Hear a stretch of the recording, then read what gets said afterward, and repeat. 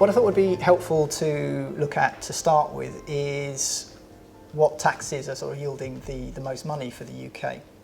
And you can see the top four are sort of income tax, VAT, national insurance and corporation tax. Although corporation tax rates have been coming down, the actual yield has been increasing, and which is obviously extremely helpful for the UK. And what you often find as well with sort of lower rates of corporation tax is obviously as businesses grow and develop and more employment is created, then obviously your income tax and your national insurance yields improve as well. Next, I think it's helpful to look at what the money is actually spent on. So again, top five, welfare, the NHS, education, defence and debt interest. The one sort of major talking point is obviously the NHS and health spending, because that has been in the news a lot in recent times with regards to how we're actually going to fund it into the future. The consensus is that it is underfunded and that we can't continue in the way that we are going. Our spending in the UK is close to the sort of international average, but at the same time we raise less in revenue, which leaves us running sort of one of the largest budget deficits in the industrial world. And our net debt in the UK is also higher than the average of other industrial countries, and the point he made is that we cannot continue like this and that there has to be a rebalancing. What Philip Hammond has also done this year is that he has reduced the dividend allowance from 5,000 to 2,000, and that is the amount of money an amount of dividends that you receive and not pay tax on. And as has been widely publicised, the Class 4 NIC is going up by 1% to 10% from 6th of April 2018, and then a further 1% in 2019. So what Theresa May has confirmed today is that there will be no vote actually taken on this until the autumn. And what they are attempting to do is tie a decision on this in with a report that is due out in the summer from Matthew Taylor into the rights of the self-employed and what they call gig economy workers.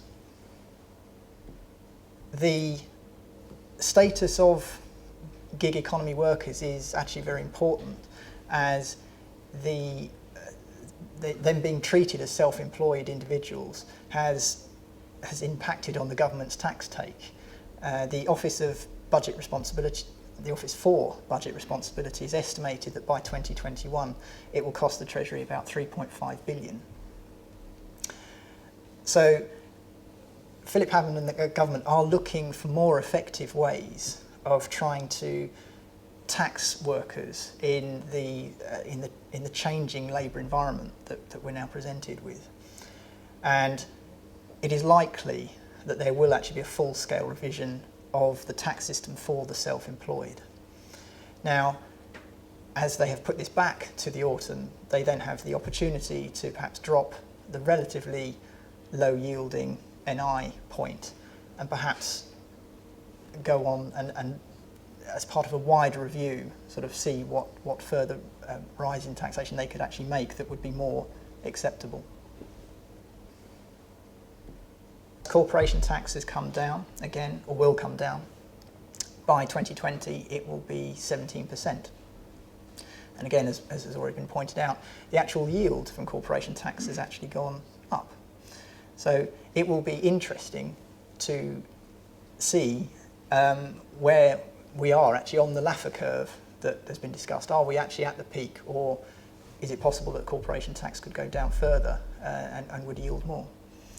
And the main aim behind this is obviously to attract inward investment from overseas as well, to attract companies to the UK to do business, and obviously to then employ people in the UK, which would again improve our income tax and national insurance yields.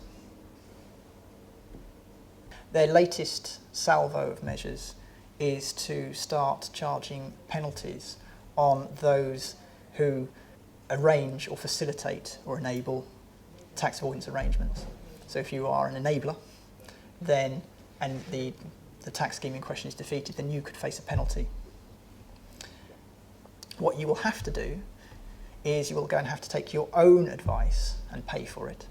You're going to take your own advice as to whether that scheme works. If you don't, and it fails, then you will be charged a penalty, and the penalties are quite severe. At the same time, the Revenue and the government have been working and pressurising the professional institutes, such as the Institute of Chartered Accountants in England and Wales and the Chartered Institute of Tax, to encourage those members to stamp out or drive out tax avoidance.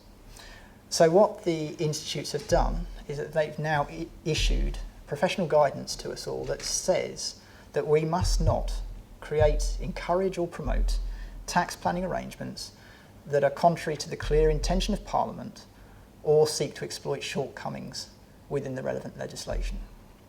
This new guidance leaves members open to disciplinary action if we break that. So pretty much an individual who goes and seeks independent advice from someone that is actually qualified to give it on these arrangements will find that we will not give clearance. We will say it probably isn't going to work because we ourselves don't want to end up on the wrong side of a disciplinary hearing. So arguably this is a very successful measure that the Revenue have put in place. Thank you very much for your time.